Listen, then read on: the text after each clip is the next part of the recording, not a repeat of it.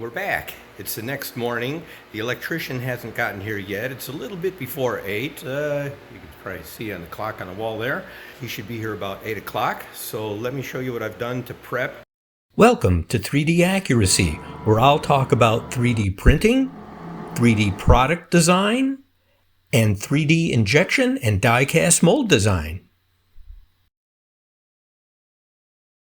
So what I did was, we're going to run the lines along the wall today, so I just moved the machines forward, get them out of the way, so he has room to run the line from the new breaker box down and then put an outlet for each machine coming down the way. And we'll also have a place for when the mini split air conditioner gets installed up here on the wall. Then we need to have a hole in the wall. We don't know exactly where that's going to go, but we'll have the wires here with some extra on a loop so that we can run that in. And then he's also going to run a line up underneath the bench here somewhere and put an outlet so that I can run hand tool, little grinders, Dremel sort of things, that kind of stuff for when I'm working on parts and 3D printed parts and that kind of stuff. I've got a little spot I can do that sort of thing, and then that way it gets it off the shop electric, that's in the wall here, because I don't like having too many things plugged in there. I'm not interested in blowing circuit breakers, so I want areas with dedicated lines so I don't have to worry about that. That way when all the machines are running, or several of the machines are running, it's not an issue. Everybody can just run and do their thing, and I don't have to worry about the electric. As we make progress with the process, I'll post some more videos, show you what we're doing. And of course we got to get the machine behind me, try to get that guy running, get electric to that one today. I don't know if we'll run it. I still have to hook up the air compressor and stuff like that, just make sure it's ready to be turned on. It's not like some of the other machines. You just plug it in, turn them on, and you're good to go, as long as the electric is right. So this one has a whole procedure, because it's got a backup unit in it, and circuit breakers. It needs to be first turn on this, then turn on that, and then turn on the other thing. And so one step at a time though. Okay, anyway, I'll post more.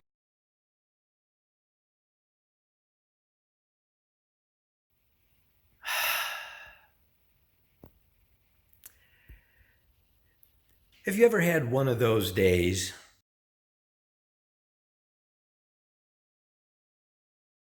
I just had one of those days that are the kind that you like to avoid. And it happened 2 weeks ago. In the middle of doing all the electric work here in the shop. Let me give you a recap, show you what's going on. Okay, so 2 weeks ago when the electrician was here, he got this sub panel in, and he put the wires along the bottom of the wall with all the outlets for these 3D printers, for these machines over here, and one extra line underneath the workbench over there so that I can use little hand tools and stuff like that on a separate line from what's in the shop, the shop line. So anyway, when the electrician came here, I explained to him everything I needed done. And the priority was to get this printer up and connected. This needs a 240 volt 3-phase line. And I asked him specifically, do you have experience with 3-phase? Have you ever wired any machinery or stuff like that? And he tells me, yes, I can do it, I can do the job, no problem, blah, blah, blah, blah, blah. So anyway, and this guy was referred to me through my plumber, who is a very good plumber. This guy does an excellent job. He's done plenty of stuff for us. And so I thought, well, okay, he says he has an uncle who's an electrician. He came out, nice guy, he seemed okay, I liked him. But after 2 days of him playing around with stuff on the wall over here, I asked him, we need to get this machine up. This was my priority. And I was wondering, why is he doing these other things over here first when I need that machine up and connected? Why is he messing with this? Well, lo and behold, because this, I think, is what he was most comfortable doing. When I asked him at the end of 2 days, I said, okay, tomorrow we need to get this machine hooked up and going. I says, what about the motor for the 3-phase? I said, what do you have planned? What are we going to purchase? And he said, Well, why do you need a third line? If you put three lines together, you're going to get 360 volts. How does that work? So, what does that tell you? Come to find out, he knows absolutely nothing about three-phase electricity. I know more about it than he does, and I tell you, I'm not an expert, I'm not an electrician, I very rarely do these sort of things, but I can read, I can learn, and I can understand. And so I told him, okay, the end. We've got to stop. I need to find somebody who knows how to do this properly. I don't want to risk having a problem with the machine. And so we're finished. We're not going to proceed any farther. So I checked into another fella who happens to be very close to me, within walking distance, actually. And I asked him, and he has the experience with the three-phase. He can do it. He's a certified electrician, licensed, contractor, the whole shebang. The guy to run one line from the sub panel to the machine with a phase converter in there, which we would put outside in a box, so we'd need to punch a couple holes through the wall. He wants just shy of $7,000 to run one line. I'm like, okay, we're not going to go that route. I don't see that you can justify that kind of price for hooking up a couple wires. So anyway, I started doing a little research on phase converters, found a company back in Wisconsin, American Rotary. They make phase converters. They know what they're doing, and they will walk me through the process. So I've gone on their website, looked at all the installation procedures and how it's done, and I'm confident I can do it with their guidance. It seems pretty straightforward. It's just a matter of being careful and getting the right wires in the right place. And so that's what I'm tentatively looking at doing, because I can pick up one of these phase converters that'll run this machine for about $1,200. And even if it takes me 2 or 3 days to run all the wires and approach it slowly, I'm still well ahead of the game from a financial standpoint. And that's important. I don't want to spend that money on something as easy as this when I'd rather spend it on repairing this machine. I need to get this machine rebuilt and back up and running. Anyway, that's what it looks like I'm going to do. So then I started looking at the box, at the electrical box. And what I have to do is run the wires up and around the wall and down, and then I have to run over to these machines. I have to run some wires over to these machines. I have the wash stations one over there and one against the wall, and another one that I need to get. Need to run wires all the way over to the other side over there. And I got looking at this, the way the guy was doing this box. And I believe he has done some electrical work, but even when he was doing this and doing this, I could tell by how he was doing it that he was kind of trying to figure out as he went along. He wasn't like he knew exactly what to do and he was just zipping through it because he's done it 100 times.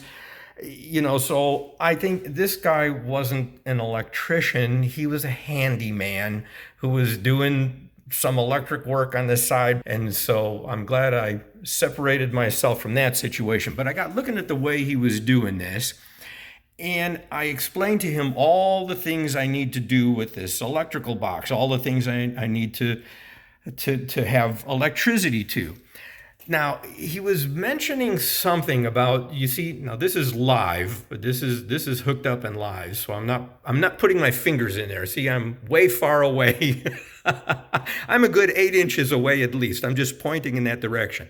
But he mentioned something about thin circuit breakers so that you can get 2 circuit breakers in each position. And I'm like, how the heck do those attach? Because there are not, the metal spacing where it clips on here. there wouldn't be another metal spacing in between. So there must be something unique in the circuit breaker itself that would allow, instead of one circuit here, to have two circuits here instead of one, because there's 24 positions, 12 on each side, and you can see on the box here, you got 24 spaces, 48 circuits. So there must be a thinner version of these circuit breakers so that there's two in this space instead of one.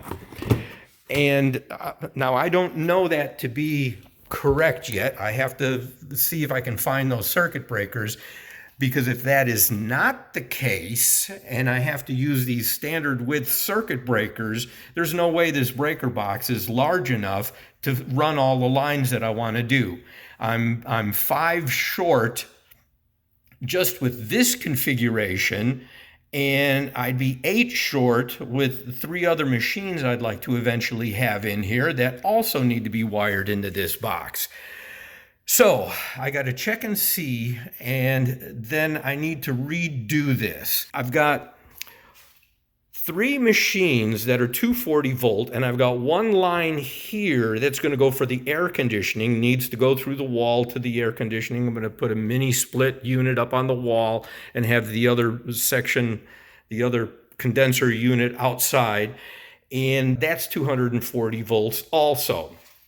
So I need 4 spaces for 240 volts, and then the rest can all be these mini, if that's what they are indeed, you know, these split circuit breakers that are, you know, give you more spaces. But I'm looking at this and I'm like, what a freaking spaghetti mess he's doing here.